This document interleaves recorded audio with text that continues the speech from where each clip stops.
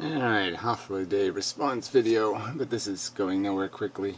But I'll just re-emphasize my points here. So he's going to play whatever word games, preposterously desperate word games.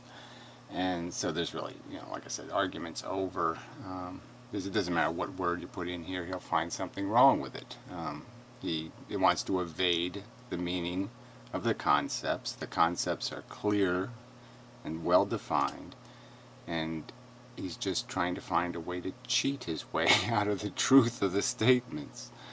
So anyway, he's saying now I made a concession on this word cannibalism, which is just a lie.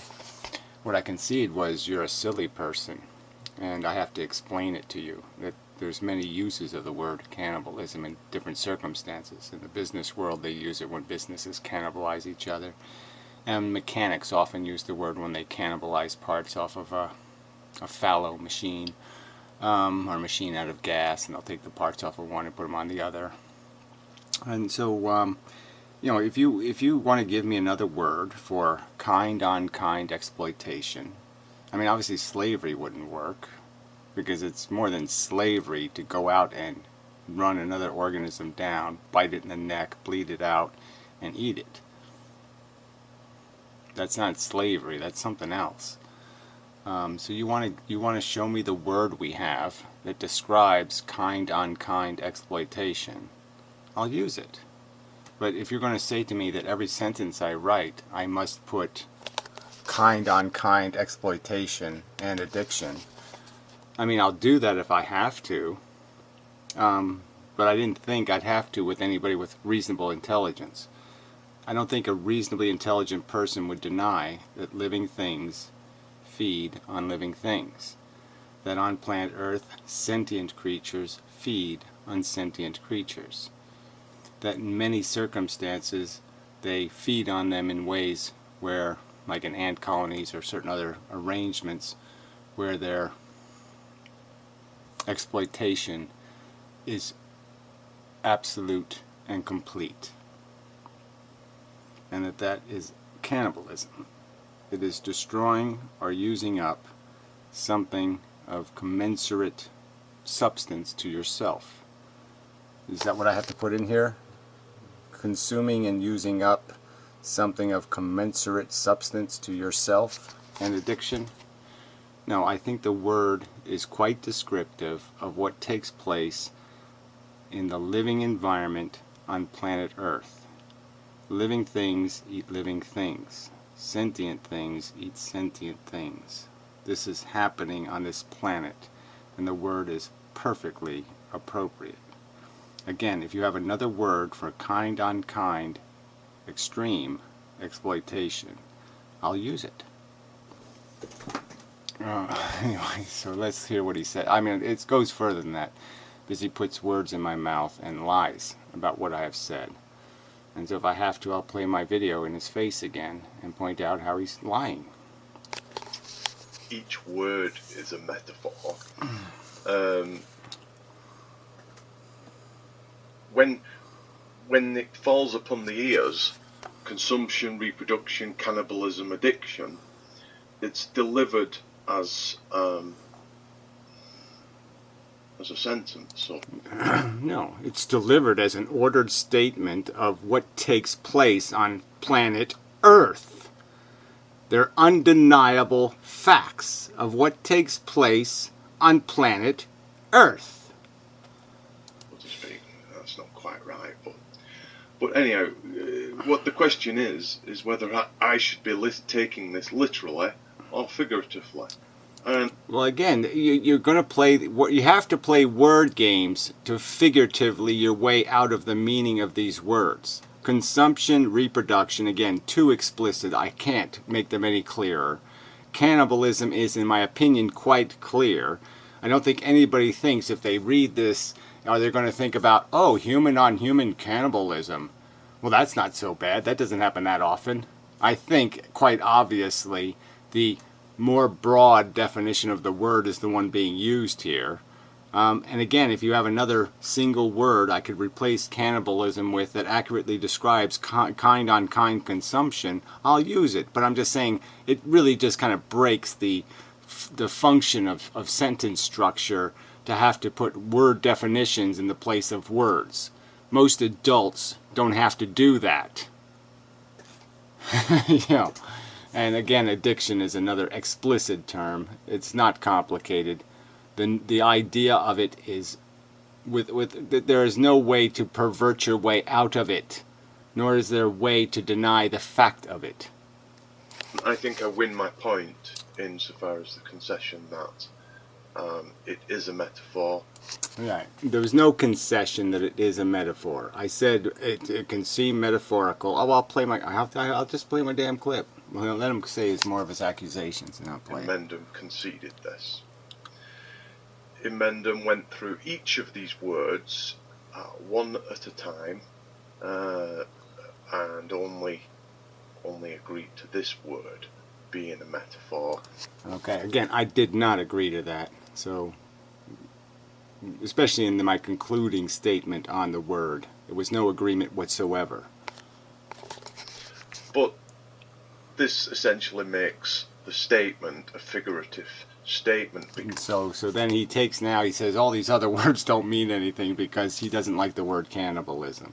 He thinks it's been excessively used. So why don't you go and tell all the people in economics, like I said, do a Google search on cannibalize. Alright, and then why don't you go to all those websites and tell all those people talking about businesses cannibalizing each other that they're using the word inappropriately and they should be spanked. Why don't you tell all the people in mechanics or science who use the word to describe these circumstances, why don't you tell all of them they can't use this word anymore? I mean, you're just an asshole. You're just an asshole. A fucking asshole. So here's mine. You can get, okay, it's a self-replicating mechanism. Cannibalism, okay, there's some metaphorical content in the sense that it's not cannibalism in the strictest use of the word, where you're cannibalize the exact genetic code that of your own, but it's cannibalism in the sense of social cannibalism, all kinds of different methods of cannibalism where you're. So I'm just basically pointing out that, yeah, only if you use the strictest definition, the number one definition, and deny the existence of all other definitions could you call it metaphorical. So if you want to deny all the other definitions, deny all the other people using the word and say they're all breaking the law, then you have no argument here. It fits into a suitable and appropriate use of the word to describe circumstances where you're kind-on-kind exploitation, kind-on-kind consumption, kind-on-kind abuse, kind-on-kind destruction. You're consuming things of equal or commensurate value to yourself.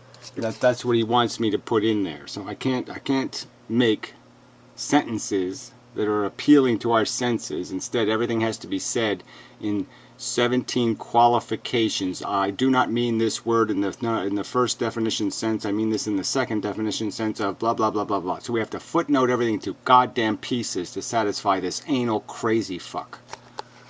I'm sorry, but this is just obnoxious. You're consuming sentient welfares, and that's the use of that as a metaphor. But is that an illegitimate metaphor?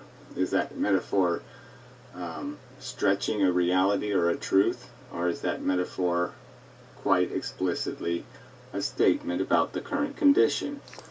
Quite explicitly a statement about the current condition. So again, I'm still defending it as an explicit statement. Okay, some language is just by its nature, the word doesn't say it. You do have to have the definition. But again, I think this word has been used in enough context where you can say the word cannibalism which without meaning somebody sits down at a dinner table and eats a human brain. That we exist in a world where to gain our happiness we often have to put other people at risk or jeopardy to get it.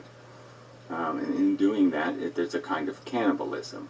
My gain good, his pain irrelevant. That kind of psychology is a reality. That kind of behavior is a reality. And that kind of behavior can only be called one thing: cannibalistic. Consuming your own kind. So that he calls a concession. So I'm just saying, obviously I did not concede. I defended the word. The word has merit and use, and until you give me an alternative word that says as much as that word, I think I'm allowed to use it. Show me the word that describes kind-on-kind destruction better than that word. Murder? You want me to put that in there instead? Consumption, reproduction, murder, and addiction? What other word describes kind-on-kind consumption? Because this is a rhetorical rhetoric device, tactic. You know. No, it's calling it a tactic.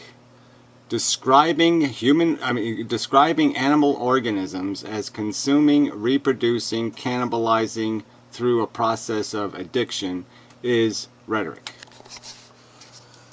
By beginning with things which make sense to lead into more pejorative statements. Neighbor's home. I want to talk to him. I'll be back. Yeah, let's continue. It's when you attach negative connotation to the concept. Loaded words, basically. So anyway, again, I don't. It's not my intention to load these words, so that's just a bullshit accusation. Okay, they're just trying to. I'm trying to be descriptive, and using the words that are most descriptive. So I just think this is a bullshit accusation that this is loaded language. There's no nice way to say something like murdering, okay, other organisms of substantially the same value as yourself for a Happy Meal. Yeah, there's no nice way to say that, unfortunately. It's not my fault, fuckhead. So, even if we disagree about whether it is metaphor, whether it is literal or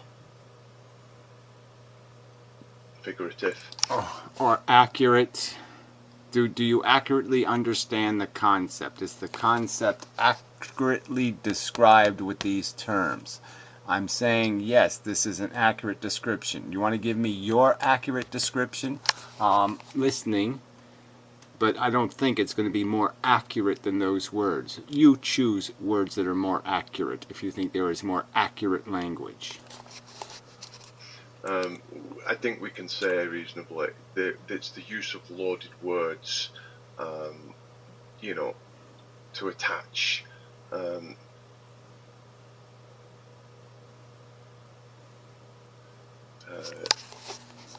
negative connotation. Yeah, right. So if I describe addiction as physiological compulsion, that would sound better? That would be better? Compulsion would be a better word?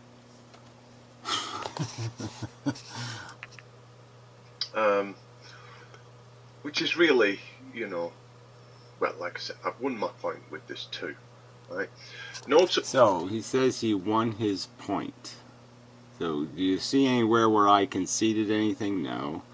There's no point to win because it would be ludicrous to ignore the conceptual meaning of kind-on-kind use, consumption, exploitation.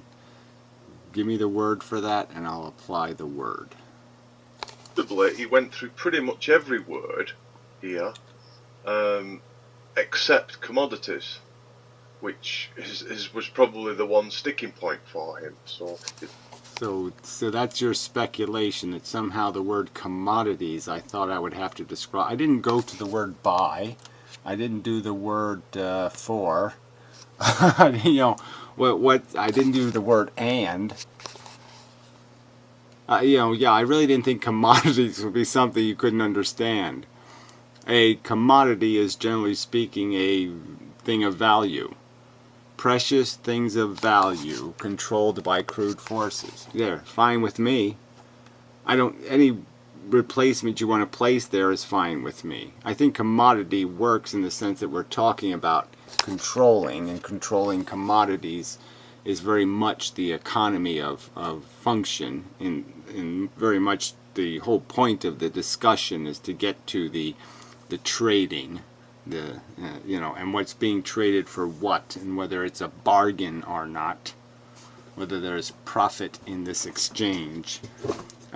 So I think the word commodity works for that, but I'm really not glued to it. So if you want to put in some other word, it's okay with me. Precious things controlled by crude forces. It doesn't sound quite right. Beings, you could say beings. Precious entities. You want to use entities? It's okay with me. I think commodities says it all in the sense that they are precious things of value controlled by crude forces. I think that's understandable.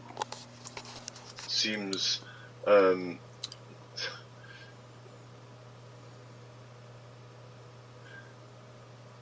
this would be a reasonable accusation to say that you specifically missed this word because that this is the more metaphoric, perhaps. So there's another accusation by this asshole based on nothing. Wait, I'm just deliberately didn't explain a commodity to you? A thing of value? I didn't explain a thing of value? You can't even understand that?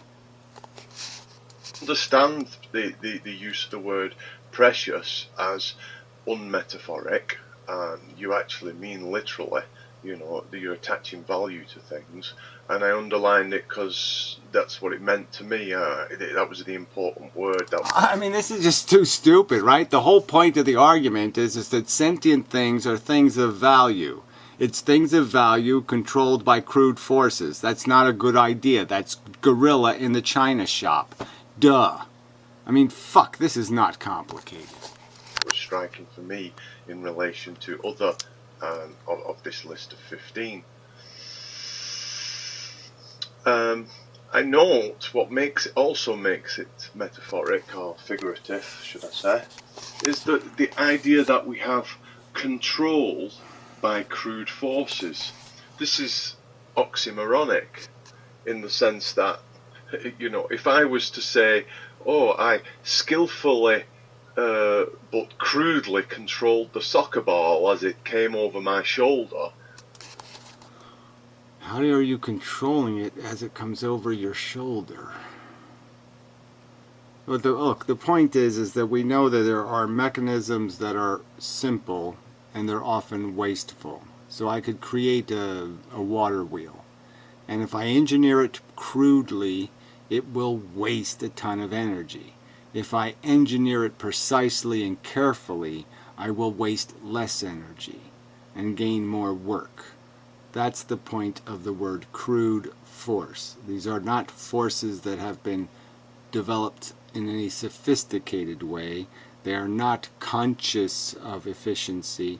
Therefore, they're simple filters. Simple filters versus complex filters means less waste in the process. That's all that was being indicated. I did describe it in my video. I did explain it in my video. I really shouldn't have to do it a second time.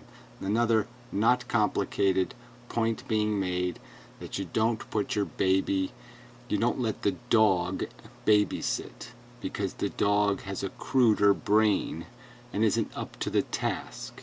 You don't let crude things control precious things. You don't let the bull in the china shop, or the gorilla, or the orangutan, or a wham-wham machine. It's oxymoronic because you can't crudely control the soccer ball. Well, that's not what's being said in the statement, okay? The control is by forces that are crude. Their control is, in the sense, chaotic, and by definition, not sophisticated, therefore crude. I mean, this is not complicated.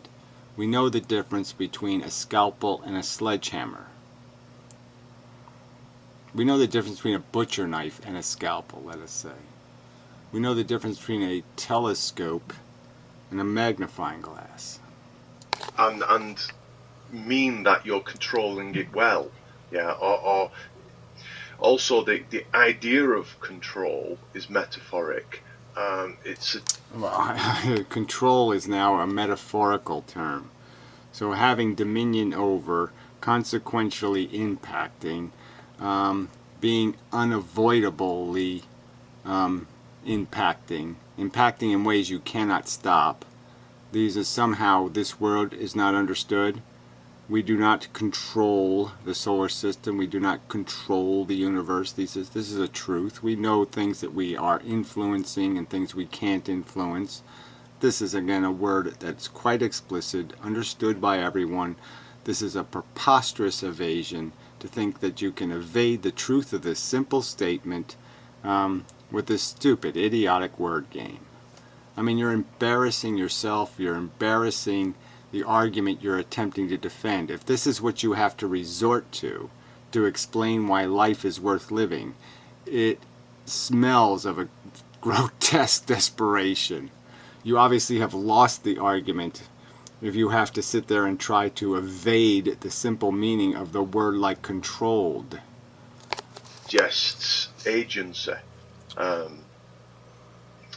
It suggests no such thing because the word crude is right in the statement. So obviously the control is defined by the word force is by itself also another crude statement. Neither of these words indicate agency. They indicate exactly the opposite. So there's no implication of agency. That's exactly the point. There's a lack of agency, a lack of understanding, a lack of sophistication. That's exactly what the fucking statement is saying. How dare you do this?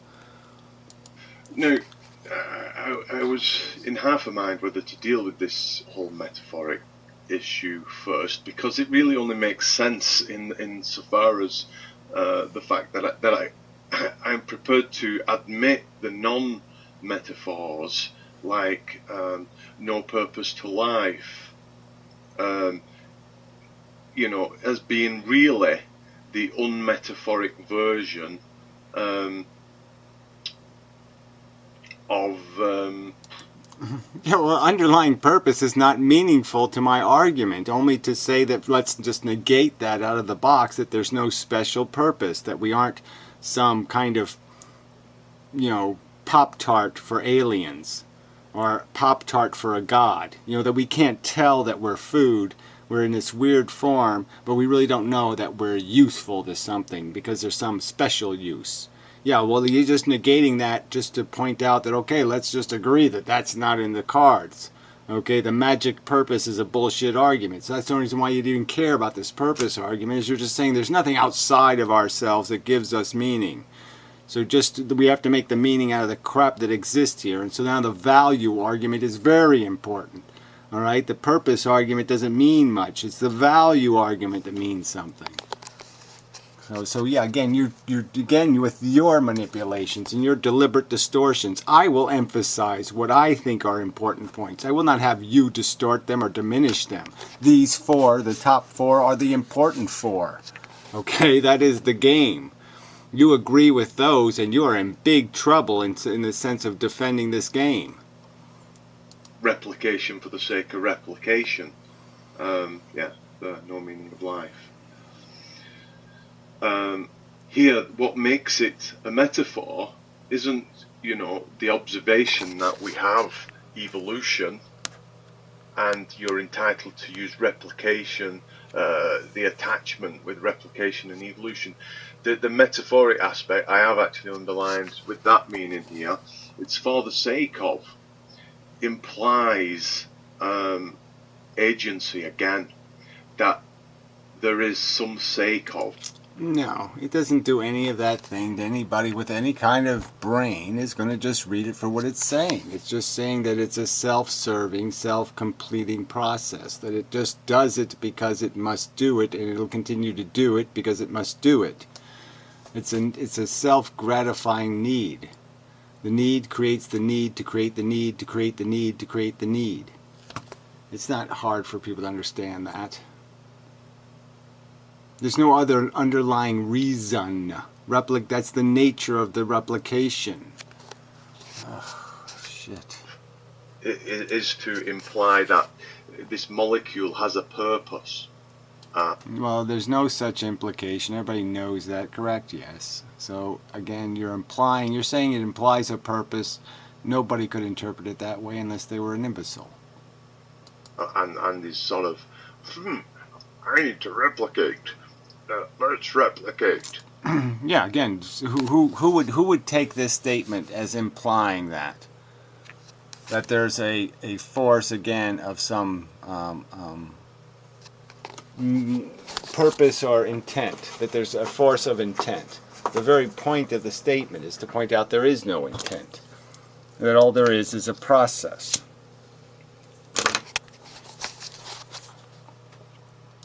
That's my purpose. Why are you replicating? Well, I'm... These horrible voices. Oh, God, that's terrible. Yeah, by the way, thanks. Yeah, they got here. Yeah, I love this. They do have like a dying patients and stuff on the pack. Smoking is forbidden. Yeah. I think it's the Netherlands. Same difference, right? They're Nazis over there or something. Anyway. Replicating because I'm replicating.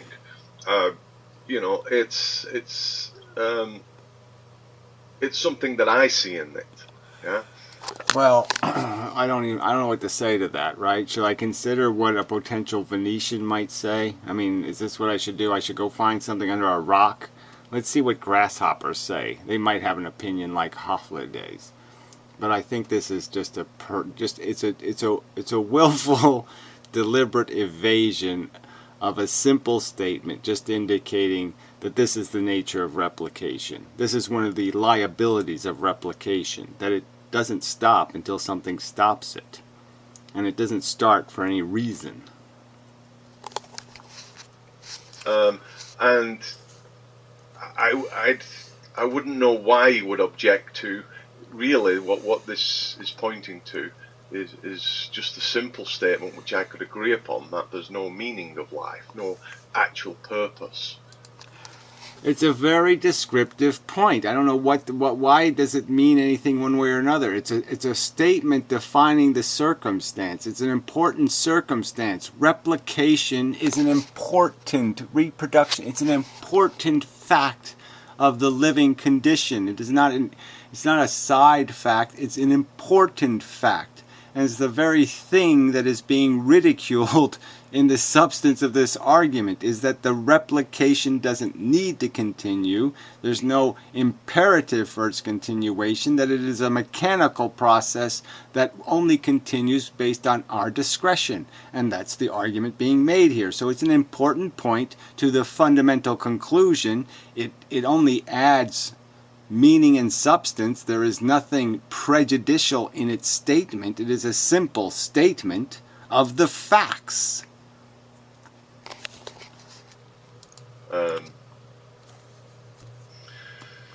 I don't think you went through the Gladiator War one, because probably you recognise that that was metaphor as well, quite clearly. Look, asshole, I don't think you highlighted it on your video, douchebag. So I guess I wouldn't have done that unless you highlighted it on your video, right? Wouldn't that be a reason for me to do that? Is because you highlighted it? Let's go find out. This is my video, right? What's this called? Yeah, summary number 1. Yeah. There must be a screenshot in here somewhere. Come on. Well, the whole beginning of the video must have a screenshot there. That doesn't look like his video.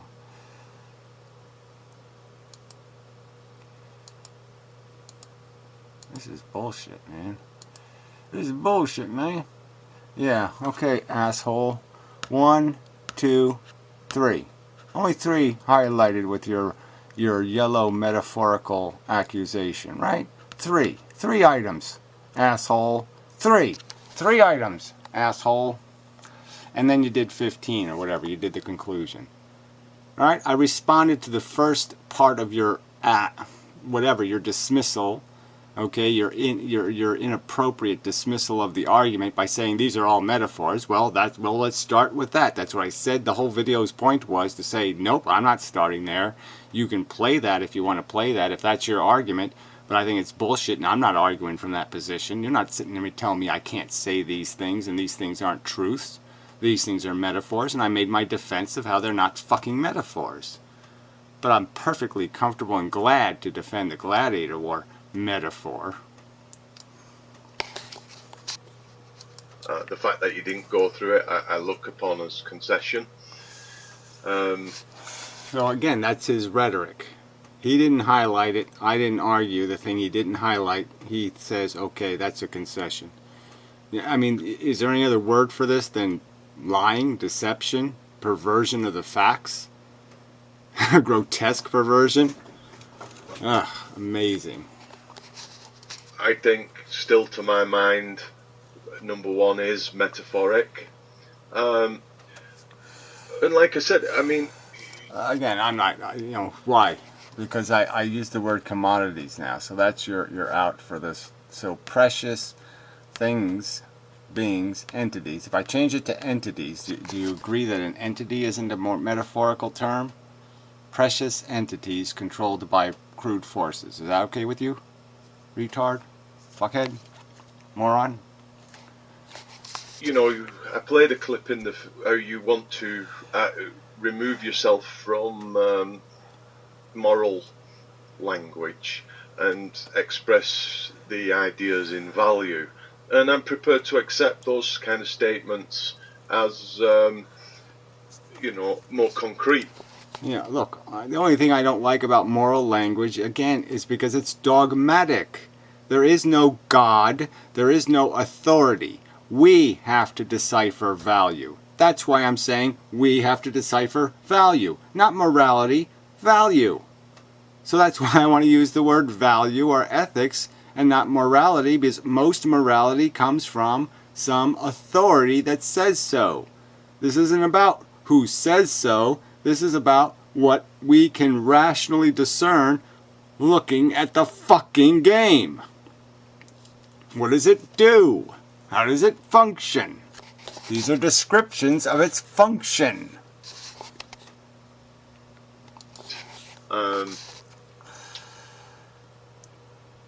More concrete equivalents of the metaphor. And I think I conceded that your metaphors work, to a large extent for your point of view. I just don't want to get tied down in arguing against these metaphors. Well, I'm just saying, if you say they work from my point of view, that's just another slight. I'm saying they are premises now. Okay, the language is clear enough and explicit enough and direct enough and understandable enough conceptually. These are conceptually accurate descriptions of reality. This is conceptually what is happening on planet Earth. 4 billion years of gladiator war to create psychologies of need. 4 billion, that's exactly what took place on planet Earth. That little bots went into the arena based on a genetic blueprint. There was trial and error, competition to decide winners that would be replicated. And there was 4 billion years of that, and the byproduct of that 4 billion years is psychology of need. This is an accurate description of what has taken place on planet Earth. If you have some other way of saying that you think is more accurate, let me hear it. Let me hear your 4 billion years of blank blank to create blank blank. When there's more preferable, agreeable language. Like what? Please, let me hear an example of that.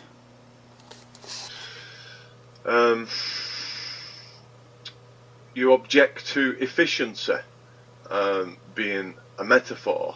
Now, I presume it to be a metaphor. You can demonstrate. The only you say specifically that efficiency is well defined. Okay. The concept of efficiency is well defined. All you need to know is what the values are, and then you can decide efficiency.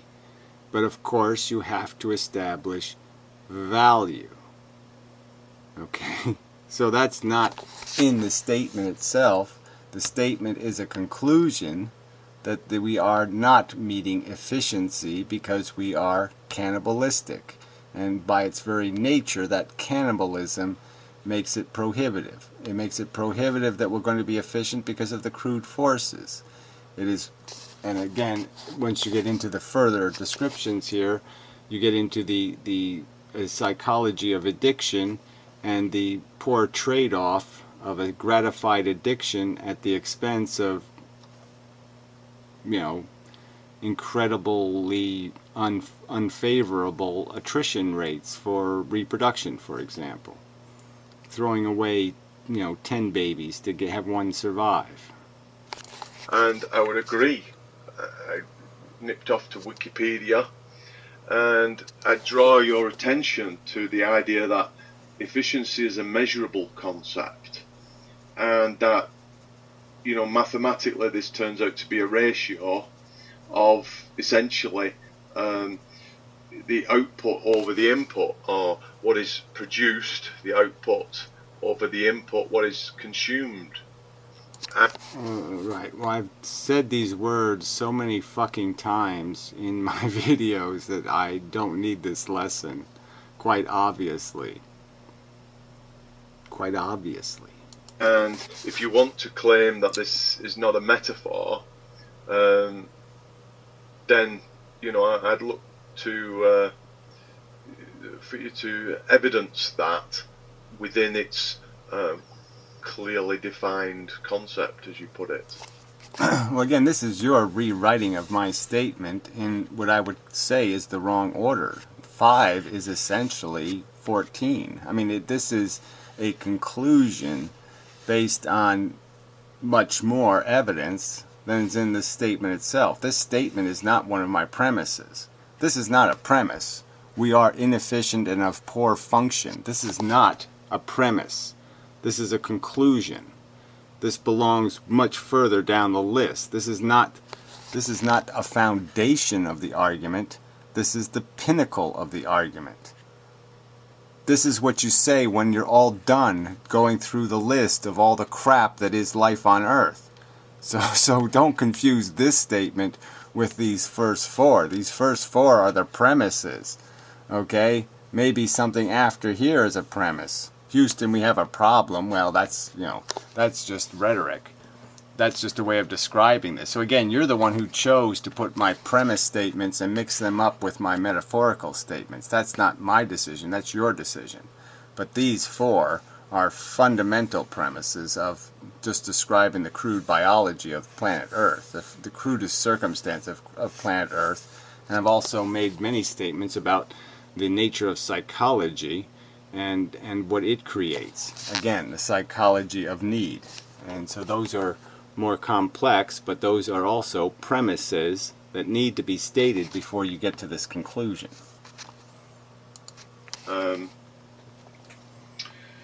So I'm still believing this is a metaphor, but if you know what your inputs and your outputs are,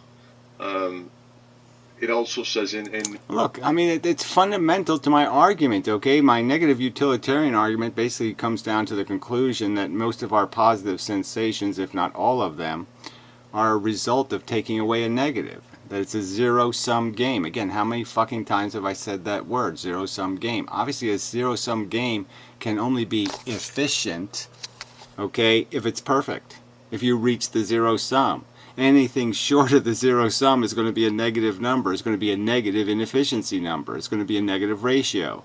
So I've made these arguments extensively in videos. These are the most complex part of the argument, but again, because they're getting to human psychology and the value of a sensation.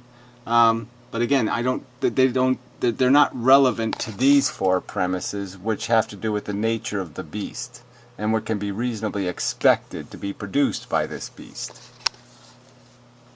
There is no goose laying golden eggs.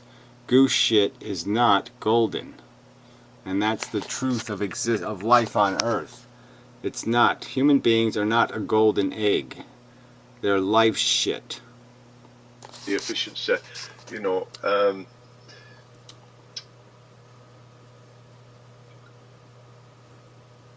it's the intended task, and the purpose is a central concept to efficiency. Purpose is, that word has no meaning in beyond the sense of in an efficiency equation, beyond the sense that your purpose is always the accomplishment of a goal or value. So once that purpose is described, you'll find that the purpose is in fact a value. So that's all purpose means in efficiency equations. It doesn't mean that there's some overriding purpose that makes it automatically worthwhile. It just means that purpose is converted into a value. It's described as a goal, like the purpose is to cure malaria. The cost is money. How much money should we spend to cure malaria? What's the efficient number?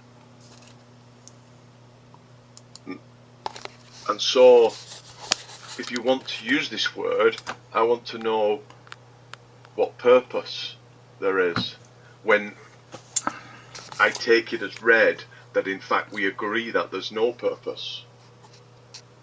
So I still claim metaphor here.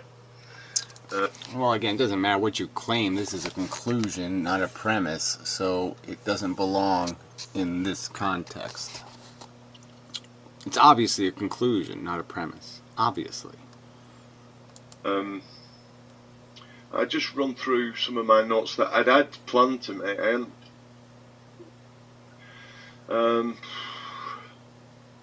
So, a central question was, can you concede the metaphors, that they're metaphors?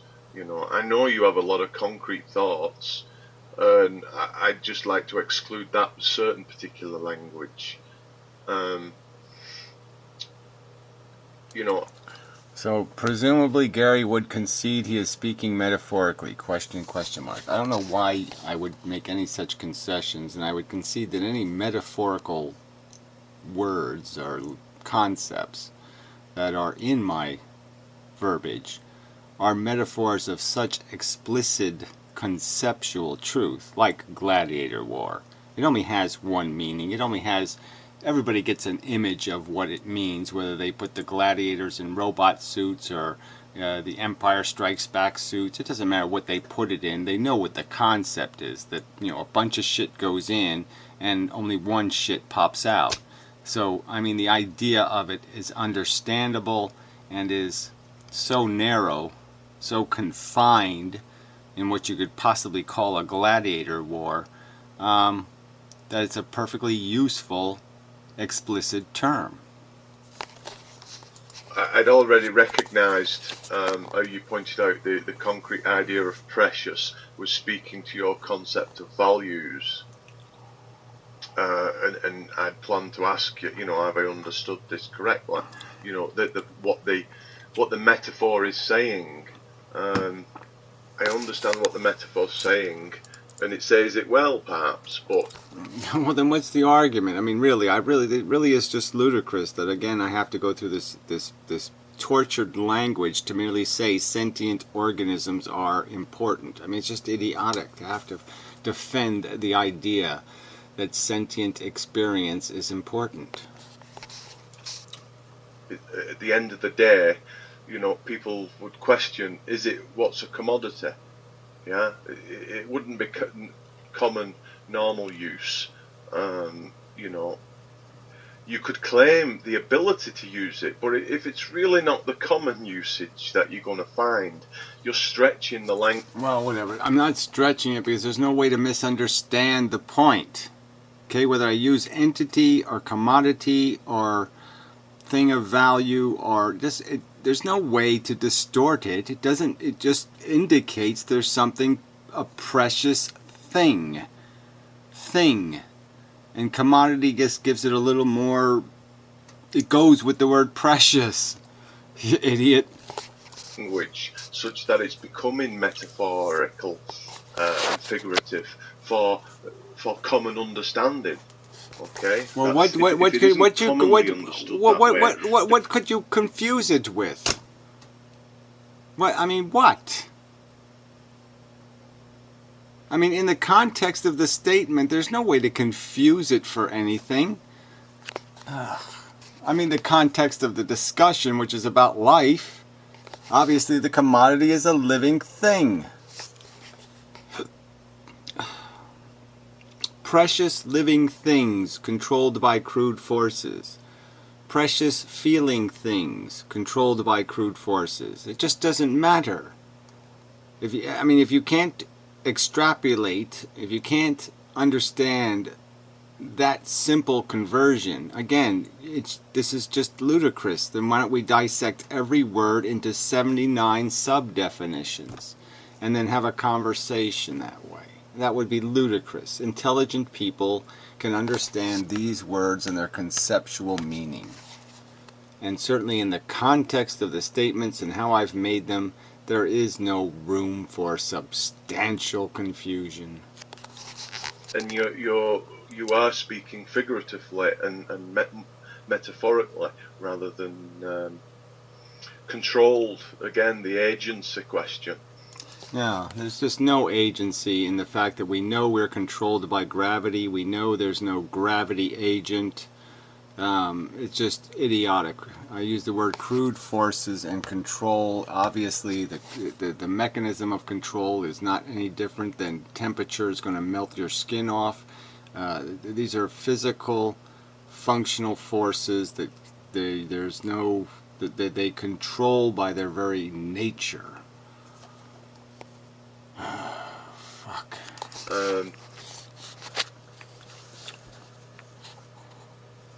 What else have I gone? So it's this whole idea that I'm addressing between literal language and figurative language. I did listen a bit of a debate between Inmendham and Corey Anton, and he brought this up, I think, and I thought, yeah, you can't argue against a metaphor. See, I made a note here. The metaphor works to the extent. Yeah, whatever you want to convert into a metaphor. Exactly. So you'll just play a game. I can't defeat the beauty and simplicity of the statement, so therefore I'll call it a metaphor to evade the simple, hard fact of it. It's a fact. It's a fucking fact. Every day, sentient organisms have misfortune fall on them. Not deserve, not meritorious just deserts, not karmatic what you get is what you get. No, crude forces, pianos, fall on them. For no good reason except crude forces of rotten ropes and slippery banana peels. Ugh, fuck.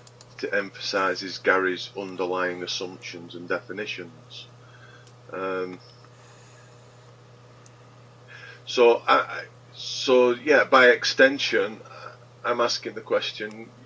Once it's hopefully admitted as a metaphor, and it's essentially a rephrasing of other more clearer premises. Well, let's hear those. Okay, let's see. Do we have any of those here? Would Gary concede that this is not an argument in and of itself? Crude force isn't an argument? Crude forces being forces that don't understand things like compassion, empathy, decency, certainly don't understand efficiency. Certainly crude forces are more likely to produce waste, so I'm supposed to concede that they're not? For your sake? For you, I'm supposed to concede that those things are not true of crude forces, that crude forces are less likely to accidentally respect something complicated? Yeah, right. Would Gary concede that all metaphors boil down to, at some point, and on this basis, while metaphor can be